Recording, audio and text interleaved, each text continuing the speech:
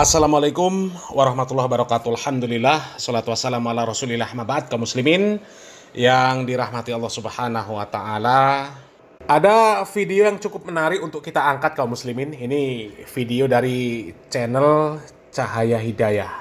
Di dalam video ini ada beberapa Kabib Ba'alawi, kemudian ada beberapa pengurus Robitoh Alawiyah, bahkan ada ketua Robitoh Alawiyah, yang katanya Robitoh Alawiyah ini sudah mulai melarang para kabib untuk jualan nasab, dawir, ya, dan juga membahas karomah berlebihan.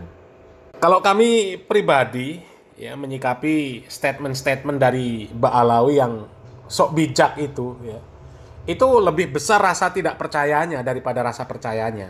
Karena dari dulu juga sudah ada yang seperti itu, ya. Ya, sebagai contoh lah, ya, Rizik Syihab pernah mengatakan bahwa dulu ya, yang disebut sebagai Habib itu adalah orang-orang yang punya ilmu, orang-orang yang punya adab, punya akhlak yang baik. Ya.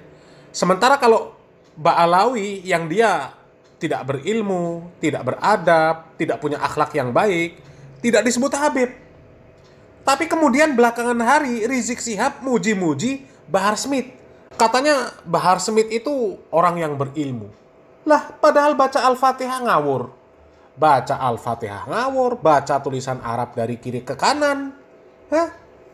Ditambah lagi kalau ceramah, ya, dari mulutnya keluar kata-kata kasar, kata-kata kotor, ya, binatang keluar. Ya, coba. Jadi kami melihat kalau ada Ba'alawi yang sok-sok bijak, ya, nggak boleh dawir, nggak boleh jualan karoma, nggak boleh jualan nasab. Ya itu kamuflase saja, ya. Mereka sok-sok bijak, padahal aslinya ya mereka sama. Coba kita simak videonya kaum muslimin. Ini tempat untuk kita memperbaiki diri. Jangan kamu tertipu dengan nasab. Wallah mas'uliyah. Renungkan. Hari kiamat kamu menghadap kepada Fatimah dengan wajah yang bagaimana? Hari kiamat kamu menghadap kepada Rasulullah dengan wajah yang bagaimana? Jadi kalau ada dari keturunan Alawiyin yang berbangga-bangga dengan nasab, tanpa memberikan satu kontribusi yang baik, akhlak yang baik, ini itu percuma. Kita tidak, bukan itu tujuannya. Bukan itu tujuannya. Rasul SAW juga. Jadi juga bukan tujuannya untuk membeda-bedakan antara ras. Sama sekali. Berbeda dengan mereka. Karena Islam tidak mengenal kasta. Tetapi itu justru untuk mengetahui sumber berasal dari mana. Lalu tanggung jawabnya. Kalau tanggung jawab seorang sada, seorang katakanlah kalau sekarang dikatakan Habib, itu jauh lebih besar. Kalau dia harus memberikan satu uswah, keteladanan kepada umat. Bukan harus minta dihormati, tidak. Justru harus menghormati. وقال شو العلوي إذا ما سلك مسلك العلويين ما هو علوي وإذا ما عمل بأعمال العلويين ما هو علوي وإذا ما تأدب بآداب العلويين ما هو علوي وإذا ما مشى في طريقة العلويين ما هو علوي وإذا ما تخلق بأخلاق العلويين ما هو علوي منين يقع في العلا وهو في الأسفل. Itulah jalan yang ditempuh oleh orang-orang tua kita, bukan dengan bermulut besar.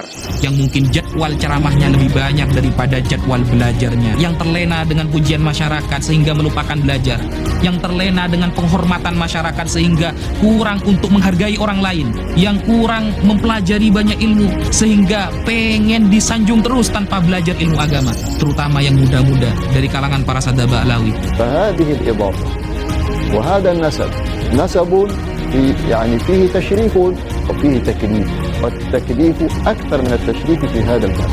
لا تغتر بالنسب، لا تقول أنا من العيلة الفلانية أو أنا من القوم الفلاني أو أنا من النسب الفلاني وتتعالى به على الناس، ثم بعد ذلك تريد أن تكون داعية إلى الله سبحانه، تدعوهم إلى الكبر وهم إلى قلة الأدب. يا نساء النبي من يأتي منكن بفاحشة مبينة يضاعف لها العذاب ضعفين، فالسبة منك مثل سبتين من غيرك وأكثر، وإثم الكذبة منك أكثر من كذبتين من غيرك، وإرادة الشر للغير منك إثم أكبر من إرادتين من غيرك. Jangan sampai dalil maulid yang kuat dikotori dengan penceramah atau dengan tadi sekarang campur laki perempuan, joget dan sebagainya, yang sama sekali itu para ulama yakin 1000% mereka tidak akan membawakan dalil hujah untuk membela maulid yang model seperti itu pastinya.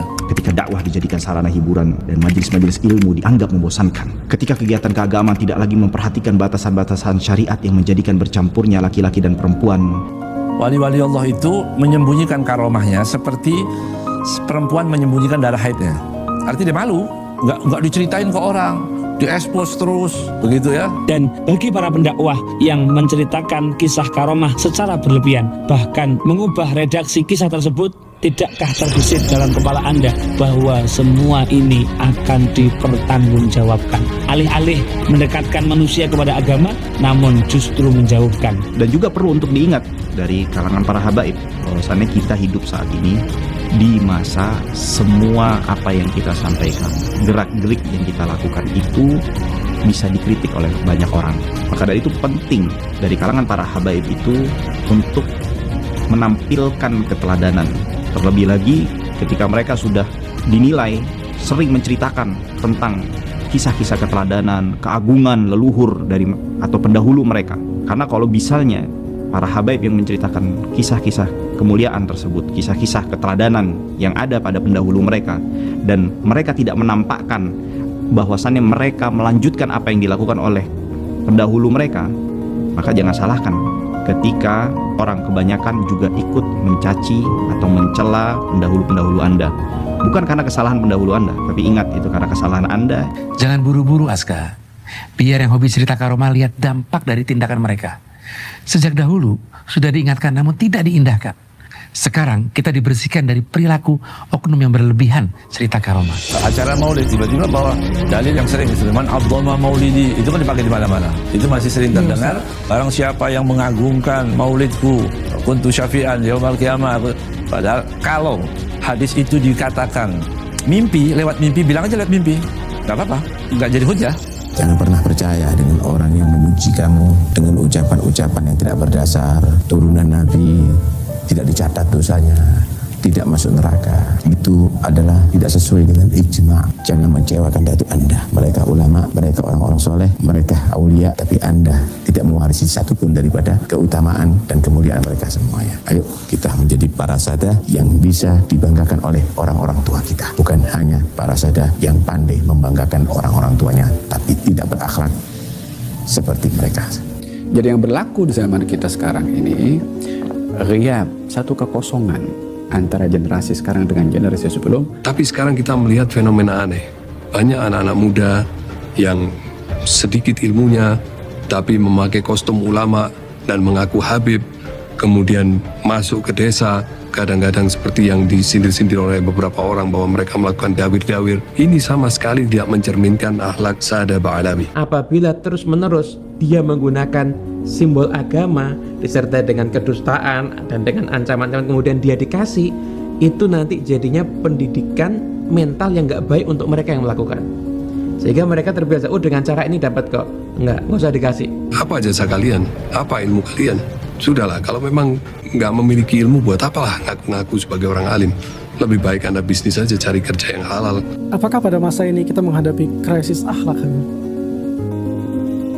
Secara global, ya, dan secara dalam skop yang kecil dalam lingkungan kita alami, ya, siapa bertanggung jawab dalam hal ini? Orang tua. Lagi pula, terdapat keraguan di hati sebagian kaum muslimin ketika melihat kondisi dan perilaku sebagian keturunannya yang tidak seperti sosok datuk yang diceritakan. Kami selaku habaib sadar betul akan segala kekurangan, membuka ruang introspeksi dan berjuang menuju perbaikan. Kami meyakini tidak ada cara menuju persatuan jika tidak diawali dengan kemauan untuk memahami dan mendengar. Bukan malah nasab itu dikapitalisasi, dijadikan kebanggaan, karena tidak ada gunanya sama sekali. Anda tidak mendapatkan ini dari usaha Anda. Jangan berlebihan untuk memuliakan atau ngalap berkah. Juga jangan memandang ajaran selain habaib sebagai ajaran yang rendah. Jangan merasa benar sendiri. Ya kaum muslimin, itu tadi kritikan-kritikan internal Ba'alawi. Satu pertanyaan yang muncul kaum muslimin ya. Ini apakah video-video baru atau video-video lama? Ya. Kalau itu video lama, artinya ya memang karakter mereka seperti itu kaum muslimin ya. Sok-sokan. Ya, sok supaya terlihat baik, terlihat berilmu, terlihat zuhud, ya. Ya coba, katanya jangan berbangga-bangga dengan nasab. Ya, padahal dari dulu juga begitu. Ya coba lihat video para Ba'alawi, semuanya berbangga-bangga dengan nasab. Kalaulah diprosentasekan ya video-video dari Ba'alawi yang berbangga-bangga dengan nasab itu 99,9%. Cuma 1% yang enggak. Hah? Bahkan Ketua Robito Alawiyah pun ya berbangga-bangga dengan nasab. Ketua Robito Alawiyah, Pak Taufik Assegaf, mengatakan seorang Habib yang gila lebih mulia daripada ulama. Karena kalau ulama mulia dengan ilmu. Seandainya ilmunya dicabut, ya dia jadi majnun, hilang kemuliaan. Sementara kalau Ba'alawi, dia mulia karena zatnya. Meskipun nggak berilmu, zat kemuliaan itu nggak akan hilang. Meskipun gila, zat kemuliaan itu nggak akan hilang. Itu, ya seperti itu statement dari Taufik Assegaf. Padahal, ya secara sejarah, yang berbangga-bangga dengan zat penciptaan, yaitu cuma iblis. Ya, iblis ketika disuruh sujud dengan Nabi Adam alaihissalam menolak. Karena apa? Merasa zat penciptaannya lebih mulia, lebih hebat daripada Nabi Adam. Nabi Adam dianggap diciptakan dari zat yang tidak lebih mulia daripada mereka. Mereka dari api, Adam dari tanah. Nggak mau mereka sujud. Ya sama dengan Ba'alawi.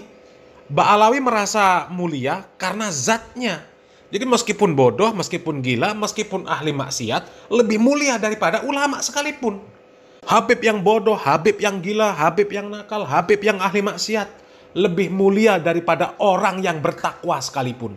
Padahal kalau menurut Al-Quran, inna akramakum indallahi atqakum. Yang mulia di sisi Allah itu yang bertakwa, bukan berdasarkan nasab. Tapi kalau Ba'alawi, semuanya berbangga-bangga dengan nasab. Bahkan dengan nasab yang mereka miliki, mereka mengklaim bisa memasukkan orang yang mencintai mereka ke dalam surga tanpa hisab meskipun ahli maksiat, ibadahnya berantakan. Coba ya. Dari dulu Ba'alawi begitu, ya.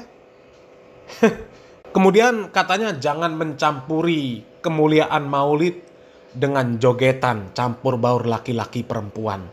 Lah, dari dulu juga begitu. Majelis-majelis ketimpringan, jogetan, laki-laki perempuan campur baur. Ya Ba'alawi juga. Coba majelisnya Syekh, ya Habib Syekh. Kemudian ada lagi ya yang Az-Zohir itu, ya Zainal Abidin. Coba yang namanya majelis ketimpringan ya sudah isinya laki-laki perempuan jogetan campur baur. Dari dulu juga begitu. Sudah entah jalan berapa tahun itu majelis-majelis yang seperti itu. Kemudian jangan terlalu banyak cerita karomah. Ya, kalau wali-wali dulu menyembunyikan karomah. Tapi kita lihat faktanya 99,9% Ba'alawi yang ceramah ceritanya karomah wali. Ya, walinya ya dari kalangan Ba'alawi. Ya, karomah wali-wali mereka, pendahulu Ba'alawi. Faqih Muqaddam, Abdullah Al-Haddad, Umar Mukhtor. Dan katanya kalau cerita-cerita tentang para wali, ya kisah-kisah orang soleh, ya harus bisa memberikan contoh kepada kaum muslimin. Ya, jangan cuma sekedar menyampaikan cerita orang-orang soleh saja tanpa bisa memberikan teladan, contoh kesolehan mereka. Lah, wong Ba'alawi ceritanya cuma karomah bisa terbang, bisa memadamkan api neraka, bisa menahan matahari, bisa menurunkan hujan susu, bisa menurunkan rantai emas dari langit. Ya sekarang coba berikan contoh kalau bisa. Berikan contoh yang begitu. Ya, turunkan hujan susu, ya, turunkan rantai emas dari langit, kemudian terbang. Ya coba kasih contoh. Kan yang diceritakan Ba'alawi bukan kesolehannya, bukan bagaimana amaliyahnya, bagaimana lurusnya tauhid, bagaimana ibadahnya, bukan. Yang diceritakan Ba'alawi bukan itu. Yang diceritakan itu karomahnya yang hebat-hebat. Nah sekarang kasih contoh. Mana sekarang yang bisa terbang, bisa menurunkan rantai emas dari langit, ya, bisa membawa harumnya bau surga. Ya, coba kasih contoh. Ya. Yang katanya bisa membuat pesawat mundur. Nah, sekarang kasih contoh.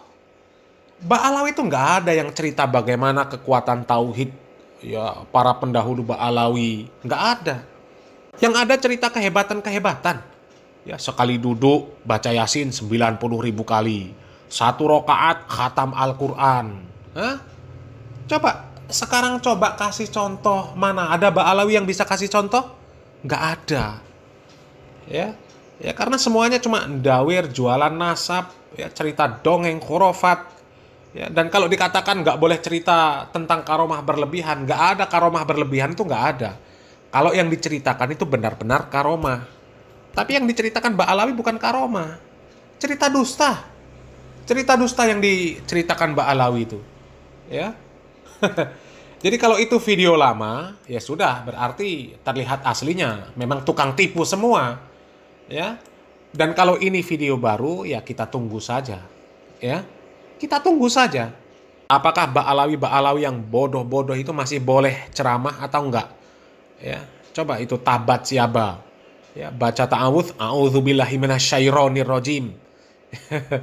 Ya, coba apakah model-model begitu masih boleh ceramah apa enggak? Kalau masih boleh ceramah, artinya ya sudah, ya sama saja mereka semuanya itu. Penipu semua Ba'alawi itu, ya. Ya, kita lihat ke depan nanti kaum muslimin ya. Salam waras, salam akal sehat. Barakallahu fikum. Wassalamualaikum warahmatullahi wabarakatuh.